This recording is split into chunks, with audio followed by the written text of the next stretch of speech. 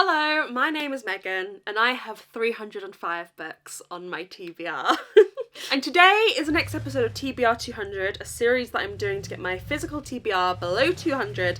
And today we're going to be reading the first books that I can think of. This is a video idea that was come up with by one of my patrons, Julia. I get 60 seconds, 1 minute to think of as many books as I can that are on my TBR. Out of the 305, how many can I name in a minute? I fear I am going to crumble. I don't know how well I'm gonna do. I don't want to do it. I want to go home. Like, I can't take the pressure of it. But don't you think any job interview... I get a minute to name as many as I can, and then I can read any of them in this video probably in the next week or so. So that's what we're going to be doing. This was a great idea. I'm trying hard not to look at my TBR card that is down here. Shall I just get into it? Wish me luck. I don't know how well I'm going to do. Feeling a bit nervous, feeling a bit shaky, feeling the pressure, but shall we just get into it? Okay, here we are. Petrified. I am not going to have time to explain why that book is coming to mind, like why I've thought of that book, so don't question my what happens. I don't know. I'm scared I'm gonna go down a turning and get lost. Also, I am kind of on a self-imposed fantasy ban at the moment because I have been struggling with fantasy. I'm giving it a time off, but I'm scared that all I'll be able to think of is fantasy. So if I think of a fantasy, I'll write it down and let myself to continue. Shall we begin? Oh my god, I've got a minute. Okay, are we ready? Okay, 3, 2, 1, go. Oh my god. Okay, The Story of a Murder by Hallie Rubenhold. Not in Love. I'm gonna have to need more space. How to Sell a... Haunted... Oh my god. Haunted House. Butts. In defense... I'm just naming non-fiction. How do I spell defense? Of witches. Actually, I'm a murderer. Bat eater. Water moon. Oh my god. Pause. No! 7 lively suspects. Oh my god, I've gone down a route and I've forgotten something. Bless your heart. I'm giving myself that because I had to resize the thing. Oh my god. I hate that. That threw me right back into the throes of PTSD. Well, I went down a route of trying to remember what the sequel, because I thought of 7 lively suspects and I thought, oh, I need to think of sequels that I have. And I tried to think, what is the sequel to Beartown? I have not got it out. That was crazy. Okay, how many books did I name? 1, 2, 3, 4, 5, 6, 7, 8, 9, 10. Probably half of which are non-fiction, so I will have to read some non-fiction. Let me go grab these 10 and we'll see what I want to start with. Okay, here are the 10 books that I named in the 1 minute. Oh my god. I went over to my TBR card and I was like, I should have thought of that one and I should have thought of that one. God damn it. I don't know what I want to start with. I might make the decision tonight. I'm feeling quite sleepy right now. Also, I'm doing this at 5 p.m, which for me is brain starting to shut off time. I'm sure I could have got more if I'd done this first thing in the morning. I'm partially leaning towards Story of a Murder. I put The Story of a Murder. Oh well. I'll allow myself that discrepancy. The rules don't apply. I'm tempted by this because I do love Hallie Rubenhold non-fiction. I'm tempted by this. I'm tempted by just reading an alley. Like, I love Ali Hazelwood and I have a great time with every alley. Maybe this is more what I'm in the mood for this moment. But this is a great stack of books. This is exciting stuff, guys. Even if it's not one of these two, oh my god, look at these. I'm so excited for all of these. So I'll let future Megan decide. I'm kind of leaning towards one of these two though. These were the first two I named. Well, that's not a coincidence. I think these are 2 on my mind. That's so funny. The first 2 that I named, the ones I want to read. Cut the cameras, done. 2 named, that's it. So we'll see if I'm more in the mood for... I need to read some non-fiction though, because we have 3 non-fiction on this list, so we should at least read a few of those. So yeah, I'll let you know which one I've picked up when I've started them. We're probably gonna do this vlog for a week or so. So we'll see how many of these books we read. I'm not going to put a ton of pressure on myself, but also these are all books I'm very excited for. So yeah, I'll see you later. I'm procrastinating when I've decided which one to pick up, but wish me luck. These are some exciting books.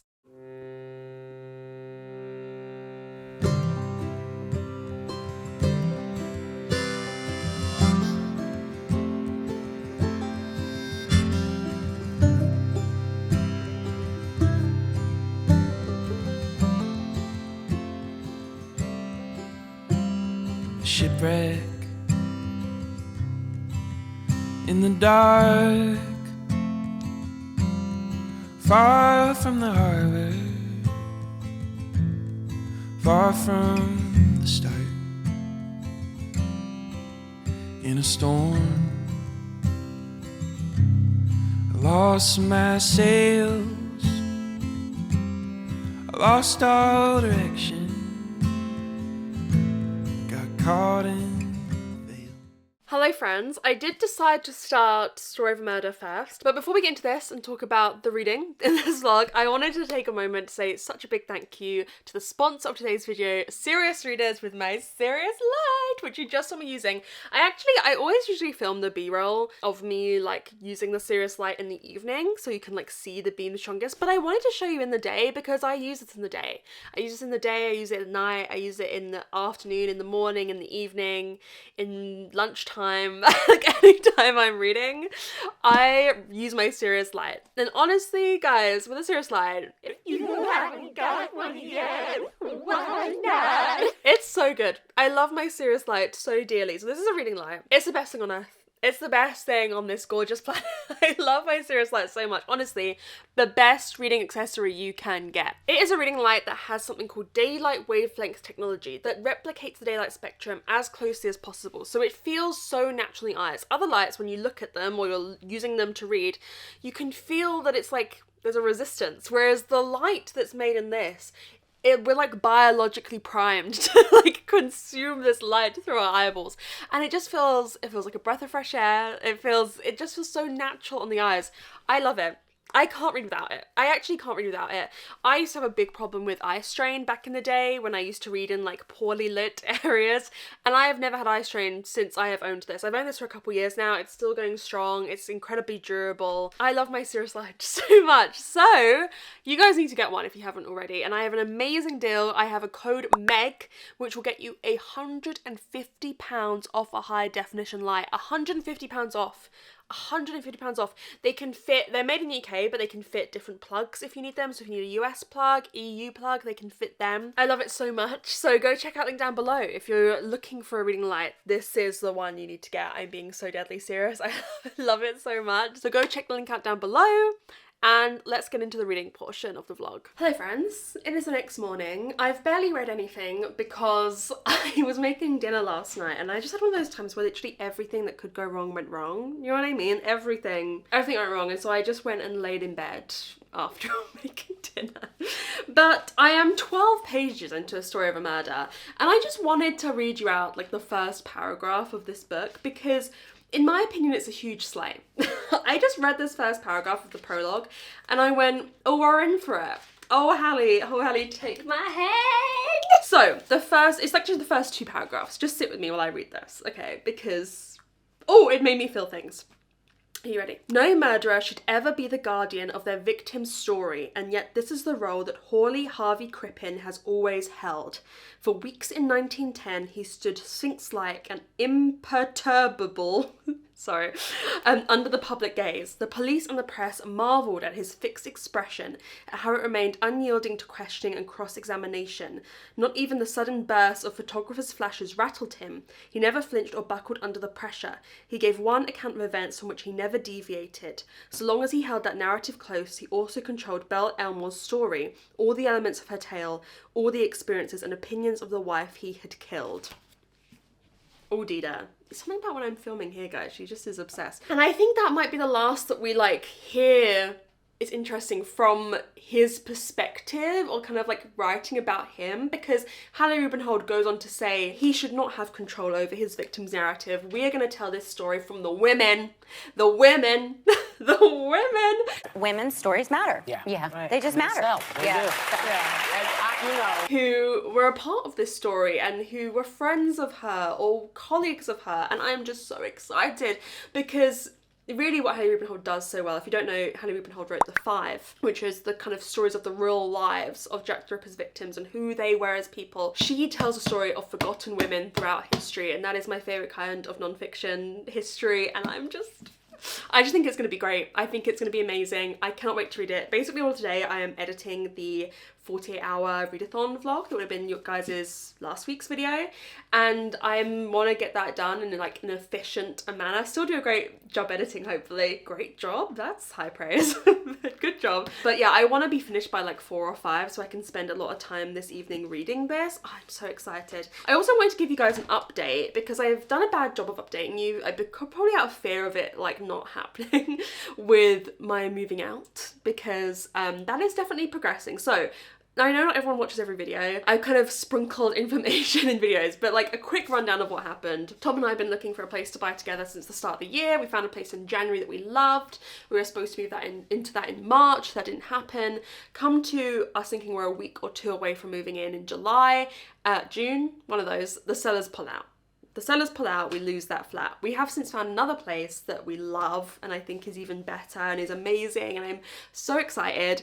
And we put an offer in, had accepted on that I think in August, and we're getting there, guys. We're getting there. We've got a lot of the searches back, like a lot of the contracts and stuff back. I think what might slow it down is like higher up the chain, but in terms of the position we're in, I think we're in a pretty good position, and so I am hopeful, fingers crossed, that we will be moving in before the end of the year. Hold my hand and say it with me, before the end of the year. We need this. This is essential. This is a crisis. That's a goal I've set that I have no control over. No control over that actually happening, but I hope it will. So I'm hoping for the end of the year we'll have some moving content. If there's any kind of content you'd like, I'm gonna do like a moving vlog. And then other than that, I think like, because I think it will happen in like November or December, it's gonna be a busy time content wise on YouTube. Christmas is gonna happen, so I think we're gonna slowly then kind of renovate and decorate in the new year and kind of just get the furniture we need to move in, and then a lot of my bigger renovation kind of content will be in the new year in terms of like my book setup and everything. I'm very excited about. So yeah, that's an update in terms of that. I also have a parcel that I thought we would open that is probably going to add a book or 2, who knows, to my TBR. But let's see. I do very much appreciate, everyone now feels the need to apologise when they buy, oh, there's 2 books in here. Because they know that they're adding to my TBR. It's Esty, stop it. Right, I'm not looking at the books yet, but the note number 1 says, congrats on the Patreon rebrand, it looks so good. And this doesn't count towards your TBR numbers, so yay. Okay, Esty. And number 2 says, this one will count to your TBR numbers, lol. Also, fair warning, I did not like this book, but since it's Abby, you obviously need it. Okay, let me get the Abby first. So that is going to be Say You Remember Me by Abby Jimenez. Okay, Esty didn't like it, but it's Abby. I need to read it. I love Abby Jimenez, one of my favourite romance girlies. And I'm excited about this one. I have heard this is quite emotional. I think it's to do with like a character has dementia, maybe? Like one of the family members or something. And I think like they can't work out. I think they'd have to do long distance for some of it. And so they think, oh, let's not do this, but they fall for each other. I don't know. I'm very excited about this one. So yay, thank you, Esty. And then what is it that won't add to my... Oh my god, this is perfect. My camera's running out of space. Let me try and speedrun this. Agatha Christie reading tracker. So you can like, okay, hang on. I need longer to talk about this. Okay, I'm back. I deleted something. This is so fun. Oh my god, Esty, thank you so much. This is basically every Agatha Christie book. At the start you have a checklist, but then it goes into each book. I think in terms of publication. Okay, interesting. Wait, Hercule Poirot. Hang on. What are some of these? Some of these must be short stories. Oh my god, I don't know if I've read some of these. The Hercule Poirot short stories, I don't have a clue. Also, what I would have rated them. I don't remember, love. I don't remember at all. I really don't. It was an awful long time ago. But it has for each book victims, clues, murderers, favourite quotes, notes, did you crack the case? Oh, Esty, this is so exciting. This is such a fun way to track my Agatha Christie reading. Oh my god, I'm so excited about this. Wow. And it doesn't add to the TBR. So we've added 1 book to the TBR. 1 book. And I will try my best to get another book off the TBR soonish. So that puts us, what, on 306? Ooh. Ooh. Okay. Anyways, I'm gonna go keep editing and I will see you hopefully later today, if not tomorrow, with some thoughts on Story of a Murderer. I think it's about 400 pages, so I'd like to get to maybe like page 150 today. I don't know, I'm very excited, very, very excited. So yeah, I'll check in when I'm a little bit of the ways through.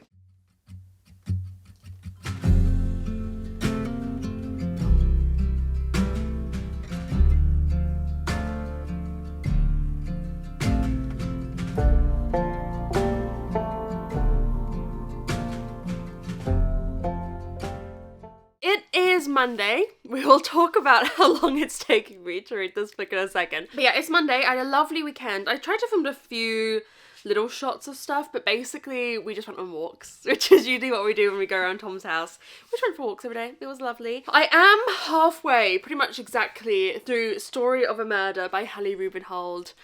I'm loving it. I'm loving it.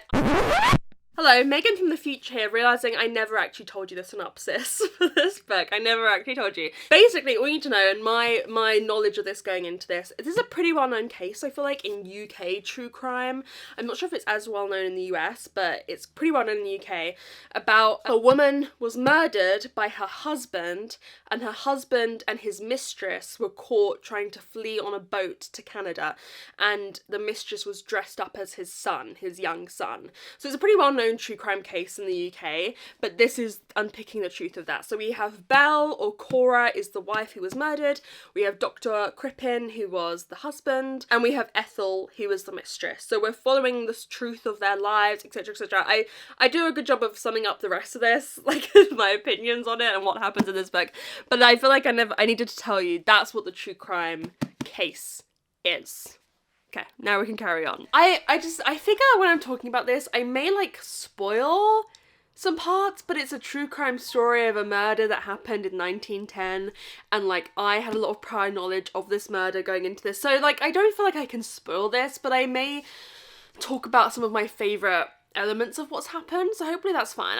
I won't say anything that I don't think you can spoil it because you know the murder and who's done it, basically. But just some of my favourite parts of this to add context. But yeah, basically, I think I already summed up what the book is.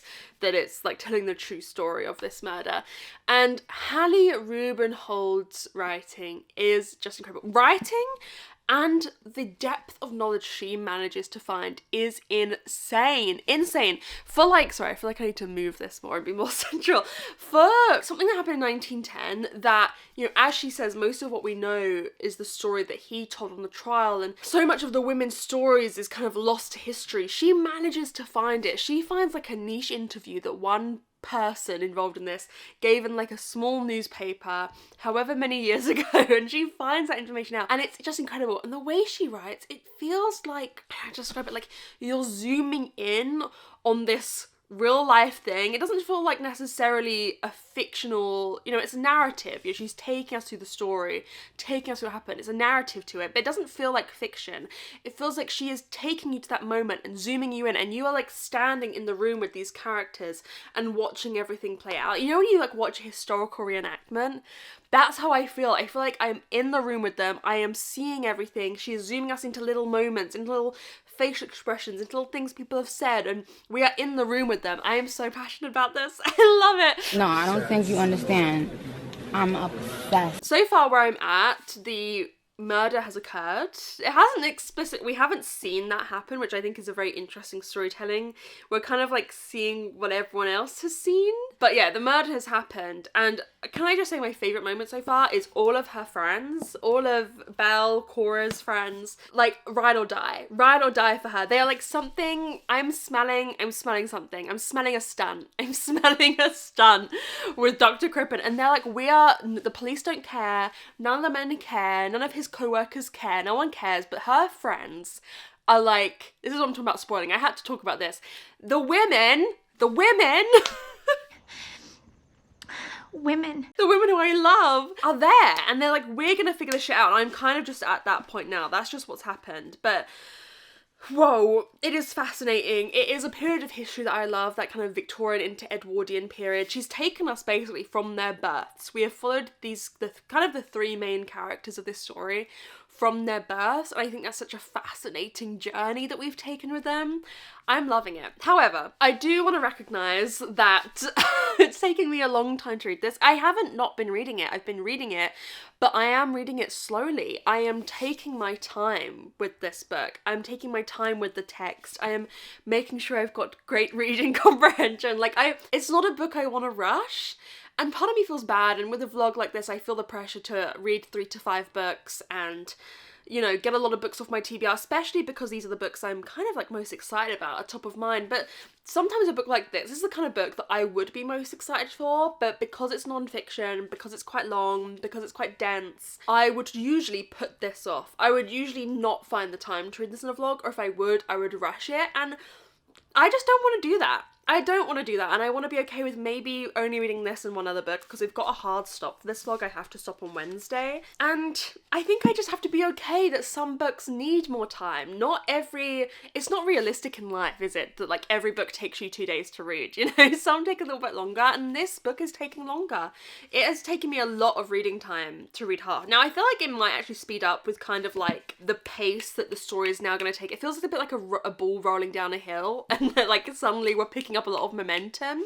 So I've read maybe the last 50 pages quite quickly. Yeah, I just think I have to be okay with that, and maybe only reading this and one other book in this vlog. But you know, I'd like to get to all of these books because they're the ones I'm most excited to read. Yeah, I think I'm accepting that it's okay that this takes me longer. It's important sometimes to take longer with certain books. And I think it's a good lesson for us all. It's a good lesson for us all. I'm just loving it. I'm loving it, loving it, loving it. The fact that I've been reading this, what now, for like 4 days? And it's taken me that long to get halfway through. I will try and speed up a bit, but it's great. It's great. It's great. 10 out of 10. 10 out of 10. Yup. Oh my god, I loved this book. 5 stars. 5 stars without a shadow of a doubt. 5 stars without a shadow of a doubt. I loved this. I think Hallie Rubenhold is one of the best true crime history writers out there at the moment. The narrative that she crafts and the layers of meaning that she manages to find through these historical documents, and the deceptions that she manages to unpick that, you know, Dr. Crippen and Ethel in their own ways tried to craft with their narratives, and the voice that she gives to the dead woman Belle, who has had no voice and has had her character completely stripped of her and moulded into something that is suitable for the man that murdered her, is wonderful. I had a line, or a paragraph I should say, in the second half that I just thought was like some of the best writing I've ever read in a non-fiction book, particularly also talking about the effects of a murder. And this is something I see really well done in a few kind of more literary mysteries that I've read, particularly Tell Me What I Am. I don't know where that is, but that was a book I gave 5 stars this year and loved, and really showed the far-reaching effects of one act, right? So this was the end paragraph of one of the chapters, and it said, "He failed to see how all the pieces aligned, that murder is never a single act of destruction, but experienced as a series of interconnected injuries, a spray of shrapnel scattered throughout the lives of all those in close proximity." Oh, pen on motherfucking fire! I loved it. And I think it examines so many interesting things, like I said, about like the narrative that is crafted by them and what is reality. I think Ethel is a really interesting woman. She is the one who is the mistress, who gets disguised as his son, and she's kind of a woman of contradictions, because, you know, this is a time of like, I find the Victorian and Edwardian periods in history so interesting because it's a time of real social shift. And I feel like Ethel, I don't want to spoil anything for people who haven't read the book, but feels kind of like caught between modes of being, you know? She like paints herself as this kind of like naive, didn't know anything about what was happening, although she certainly did. You know, this is at the same time a time of suffragettes, like fighting for the vote, and she is at the same time like demure and obedient to the man that she loves, whilst also like engaging in this extramarital affair, like willingly and willingly want to remove the wife from his life. And I don't know, I just think it was so fascinating. I loved it. 5 stars, 5 stars, 5 stars, 5 stars. I need to read more non-fiction, guys. I love a bit of non-fiction. This is my second non-fiction 5-star of the year. Now I will say, it took me like a week to read. I spent like a week reading this book, and so this vlog was supposed to be I was supposed to be finishing it before I went on holiday. That has not happened. I've read one book for it.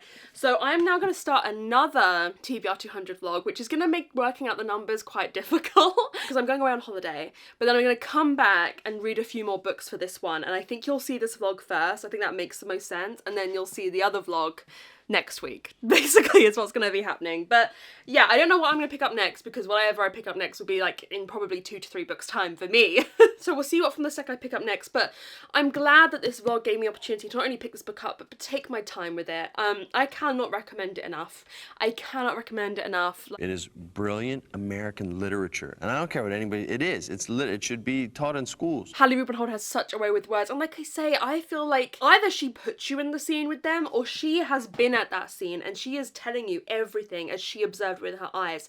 The imagery that she manages to craft, I'm passionate about this, the imagery that she manages to craft and the conclusions that she manages to draw on what people thought or felt at the time without having ever spoken to them is quite miraculous. And sometimes it's so miraculous, I'm like, how have you reached that conclusion, Hallie? Like, she says things with such determination and like belief in what she's asserting that I'm like, how would you know that? Anyways, I loved it. Loved it, I loved it, I loved it. Let's see what we're gonna read next.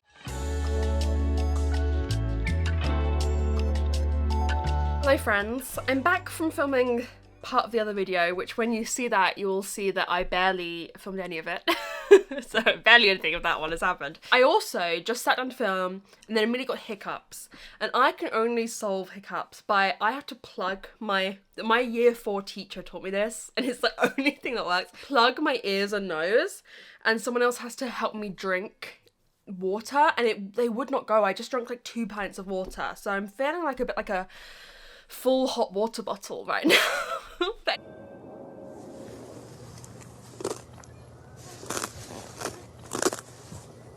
But anyways, I decided to start Not in Love by Ali Hazelwood. Not a surprise, the other book I was probably most excited for to read in this video. I'm gonna lower you a bit. And I am about 130 pages in. I thought I'd check in. I'm having so much fun.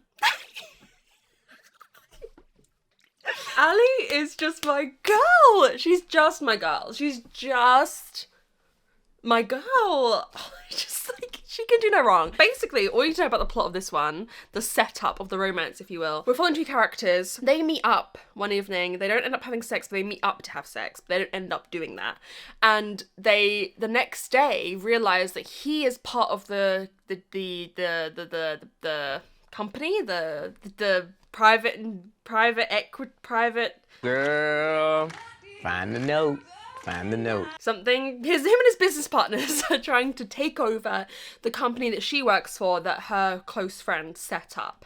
And so it's this conflict of interest, but they really want to fuck each other, basically. So it's kind of like not at the... I think a lot of this book, it won't be a romance, but it will be a romance. Similar to how Deep End is, where they're like fuck buddies, but like they're falling in love with one another, that kind of setup. I don't know if it's gonna be a 5. I mean, every Ali I've read has been a 5 apart from Bride. Every Ali novel has been a 5. But I am having so much fun. At the moment, it's feeling like at least a 4. I don't think I actually was saying, I was just on Patreon reading sprints. I actually think I'm capable of giving Ali less than a 4. I don't think, I mean, touch wood, I just don't think that'll ever happen. I think she is forever at least a 4. And I just want to check in. I'm about to have dinner and then I'll probably take my makeup off, get in bed in my pajamas, but then I'll probably read some more of this, and I'm just so excited. I was just actually in the middle of reading the first sex scene and I was on the live and I was like, I don't like reading that in public. I'm actually kind of still in the middle of it. I stopped. You don't want to know the words I'm seeing on this page, my god. But I just love the way Ali writes. Let me actually talk about why I love her rather than just going like hee hee hee. I love the way she writes. I've said this before, I don't know if it's like kind of the fanficky nature of the way she writes, but the book just flows so well from scene to scene, from character, the way characters talk to one another. For the most part, she does have a cringe moment in her, but I will allow it because it's Ali. I will allow it. But she, like, just the way they talk to one another, the conversations flow so easily. Like, your eyes are moving across the page at the speed of light because of the way she writes. It's so popcorny, it's so digestible, you know? And she manages for the books to be so fun. But also these characters do, are dealing with difficult issues a lot in her books. Ali's books still feel so light, so breezy, but like these characters, it was something I found so wonderful in Deep End, the way those characters developed with the stuff going on outside of the relationship. And I'm already feeling like there's elements of this that are very interesting. She's tackling some very interesting stuff. Like I think already, I'm obviously only near the start, but one of our characters has kind of trauma around food insecurity, and I think that's such an interesting thing to tackle in her book. I don't know. I'm really enjoying it. I'm really enjoying it. I'm really, really, really enjoying it. I'm having so much fun. I can't wait to read more. I fear I might finish it tonight, which is why I thought I would check in with you now. Now, I do have to make a confession. Don't be mad at me. Like, you're not allowed to be mad at me. It's not. It's just, okay. Well, I hope this show gets cancelled and never renewed. I can't believe that. I actually can't believe that. I'm ashamed. yeah, I bought a book. And then it might be getting worse tomorrow, but we'll talk about tomorrow. Tomorrow's a new day. It's a brand new day. So listen, I had to get it. Catabasis by R.F. Kuang, one of my favourite authors. I adore her, and I just really wanted this edition. Okay, I wanted this edition. I wanted the Waterstone Signed Special Edition, and I was scared it was going to sell out. And I just want you to know, I thought about this purchase for a long time. Okay, this was a considered purchase. This was not a rushed decision. I thought about this. I pondered this, and I'm okay with this. However, it does mean that the TBR, I think, is currently on 306. We started the video on 305. Yes, this has been added to the TBR. I'm excited about it. I don't want any comments about how I don't change my habits and I never learn, because the TBR will get down. You just can't ask me not to buy this, because I love the sprayed edges of this one. I love them. Alice Law, you naughty girl. You're trying to go to hell. R.F. Kuang. Anyways, I'm gonna go have dinner. I'm gonna take my makeup off, get in my PJs, and I'm going to read more of this tonight. Hee.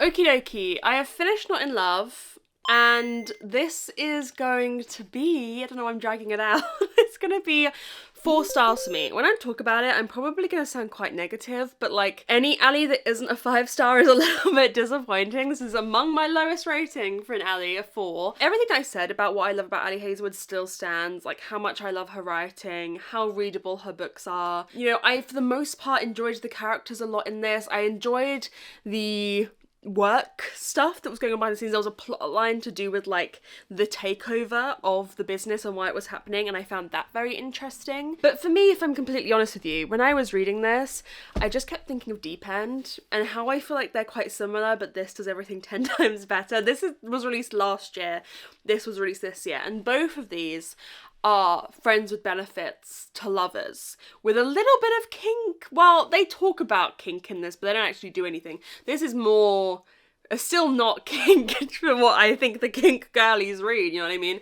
It's quite tame, but there's a lot more focus on that about how they're both into kinky stuff. But anyways, it reminded me a lot of each other, but this just, it felt like this was like a test for how this would do, a more sex-heavy Ali Hazelwood book as well. And usually there would be like 2-3 sex scenes in an Ali Hazelwood book. This one, it's like, we are fuck buddies. So that's what a lot of what the book is about. And I just found the sex scenes hotter in this. I found the character, both of them have 2 characters who have got a lot of trauma, and I found the discussion of trauma and the growth from their trauma more interesting in this. So this is a 4-star. I enjoyed it, but I wasn't, you know, it wasn't that 5-star Ali feeling that she usually gives me. Yeah, and I just didn't like the couple weren't my favourite ever couple, but like, that's not going to happen for everyone in every single book. Do you know what I mean? I love a lot of Miss Ali's couples. I love them in Deep End. I love Hypothesis. I love Theoretically. Like, I love a lot of the pairings she's made. And this pairing, like, I'm not entirely sure if they'll last. You know what I mean? I don't know if they'll last. Eileen, I said it. You could. I know. Who are you? I said it. I said all of it. It's the first Ali pairing where I'm just not fully bought into them, you know? But I do love her writing. I had a good time. I read it quickly. It's kind of what I need right now. I am ill. My dad came back from holiday ill and then has slowly been infecting us, and I am just determined that if I do nothing today but sit on the sofa now, it's already like 1:30. No, 2 o'clock, 2:15, 2:15, there we go, 45 minutes have just evaporated. The day has been evaporating. You know when you're ill and like, you say you're gonna do nothing, but then you end up still need to do stuff? Like, I have clothes I need to put away, laundry, ugh. Anyways, I'm doing nothing else today but sit on the sofa and read, and I'm determined that if I do that, then I will recover. Today, there is actually a football game in about 45 minutes that I could watch. I watch almost every Norwich City game, guys. At the weekends, I pretty much watch every Norwich City game, but we have been god-awful. Like, so bad. So bad. Like, unwatchable. We do not like this manager, me and Tom. Like, sorry, Liam Manning, we want you to get sacked. But, like, we've been so bad for so long that today could be the day it turns around. And if it's not, he will get fired soon. So I'm debating whether I watch that, but I have to pay £10 to access the stream. And I'm like, is that worth £10? I'm not sure it is. Not sure it is. But anyways, I need to confess something. Just as we've gotten something off the TBR. I mean, you're not going to be mad at me for this. You can't be. You actually can't be.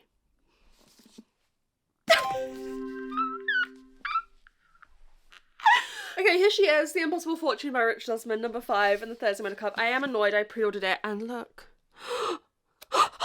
That's how it came. Angry.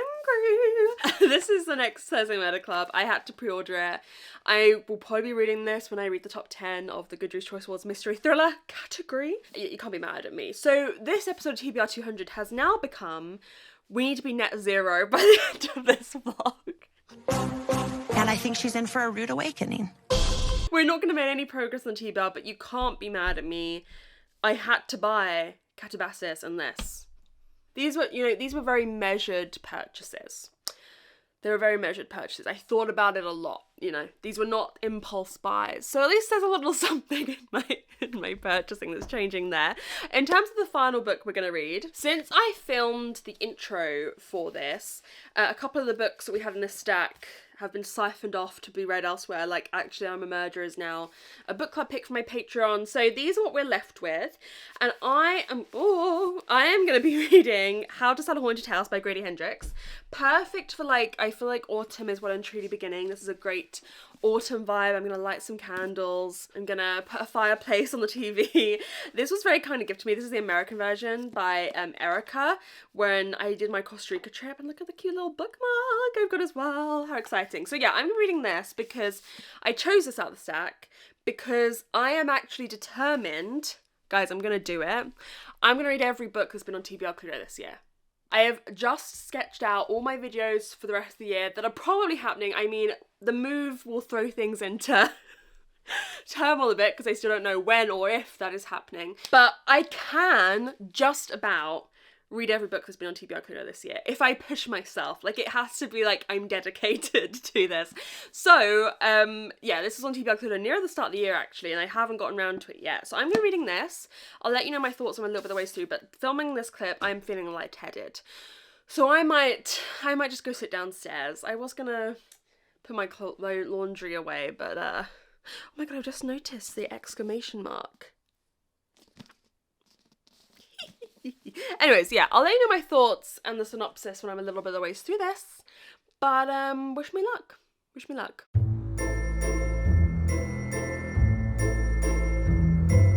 I am currently halfway through How to Sell a Haunted House by Grady Hendrix. And I have some opinions and I have some thoughts. So basically, all you need to know about the plot of this one is we have two siblings whose both their parents die in a freak accident, and they have to sort out selling the house that they grew up in together. They've got a very fraught relationship. They basically hate each other's guts. They don't get along. And perhaps the house is haunted. Perhaps the house is haunted. If you're here, just tap the fucking table.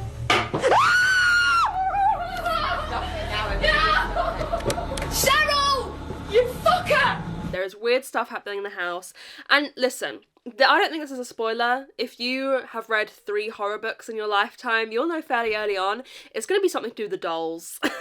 At this point, Trix, the dolls are the dolls. No, I'm joking. Her mother has a vast and varied collection of dolls, of puppets, many, many things existing in this house. And as soon as she steps in this house, the protagonist, and sees all these dolls, you go, oh,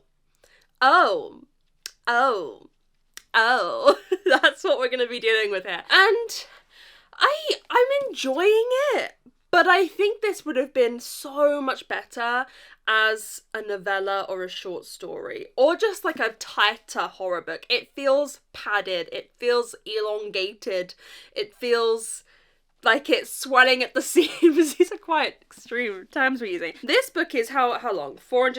Just over 400 pages. This would be so much better if it was a novella or a short story, or at the very least a tight 300.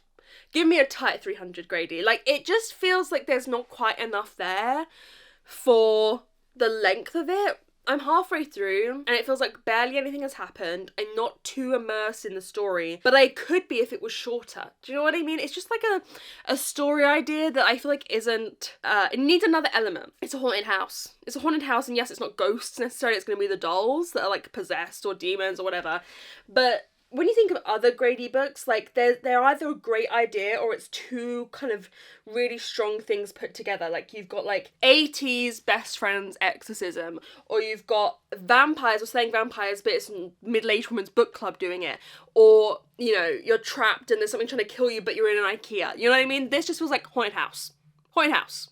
Haunted house. There's something making weird noises outside, sorry if you can hear that. And so I'm not like super duper drawn into it. I don't think it's bad. I really enjoy Grady Hendrix. He's probably my favourite horror author. I think it's fun, you know, there's moments of funniness. There was just a twist as well, like literally in the last couple chapters that made me go, oh, it was a very good twist. It was a very good twist that kind of explained, you know, you think that their sibling dynamics have been one way the entire time, and it added another layer to their dynamics and to their relationship that made certain things make sense. So I appreciated that, but I'm not gagging at the moment. Who knows? I mean, it could get cooking in the second half. I'm literally about to sit and just read this whole second half now. So it could get going, you know what I mean? And like crazy stuff could happen. But I'm just kind of, I feel like it needs that other element. It is haunted house with dolls, but I don't know. It's not my job to, well, one day it might be. Who knows? I'd love to write a book. But, you know, it needs that other factor. Does that make sense? I'm going to go read the second half. You know, I love Grady's writing. It is enjoyable to read, but it just feels like every scene is padded out and like elongated. I will tell you what I'm going to rate it in about 2 hours, 3 hours, however long it takes me to read the second half of this book. I have finished How to Sell a Haunted House by Grady Hendrix, and I have had the opposite experience to Not in Love. Whereas my first clip for that, I was like, oh my god, I'm really enjoying it. And my second clip, I was a little bit disappointed. My first clip for this, I was like, I'm not sure I'm thinking of it. I'm ending on it, having really enjoyed it. I say they're opposite experiences. I'm giving them both 4 stars. So the same rating, but this pulled itself up from like a 3.5 to a 4. I really, really enjoyed this. Everything I said before still stands. Those are my issues with it. It being too long, it not having like a new exciting element to it. However, I really, really enjoyed the ending of this. The ending is crazy. It's fast paced. It's everything I wanted from this book. The stakes are higher. You've had a moment that feels like the denouement and you're like, how can we go from here? How can we go from here? And all the tension from that is remaining.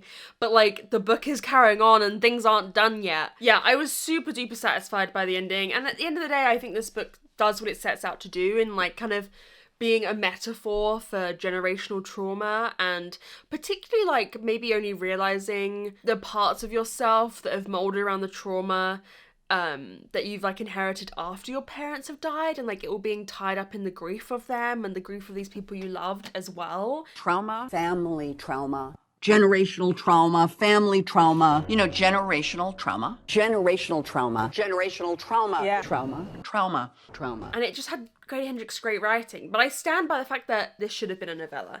There's at least 100 pages, if not more, of this that are wasted. So I stand by that, but I love Grady Hendrix' writing. You know, he's probably my favourite horror author. I wouldn't say this was like funny in the way that his books are sometimes funny. It had like moments of camp, like I think the whole puppets thing, and like there were elements of that, but it's not the funniest Grady Hendrix. He has like funnier books, more camp leaning books.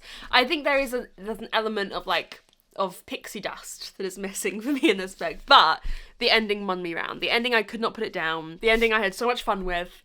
So yeah, we're ending this one on a 4-star. I don't have a ton to say though, and I think that's because it feels so padded out. I'm kind of just like, meh. But, you know, great depiction of generational trauma. Aren't we all victims of it in some way or another?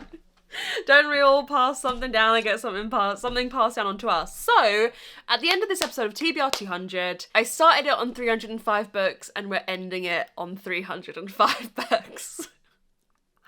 Go me. No, I'm joking. Obviously, that is not acceptable for every TBR200. I didn't think that would happen, but it did.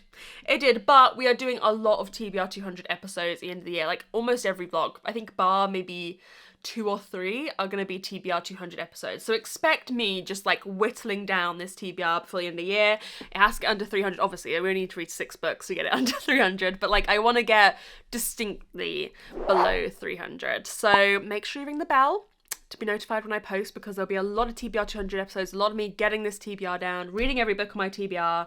But, you know, this is one that feels good to get off as well, because it's been on here since 2023, so it's been lurking for a while. But anyways, I love you all so much. Thank you so much for watching this video. I need to go quickly get this last clip edited and this video uploaded, and I will see you very soon in another video. Bye!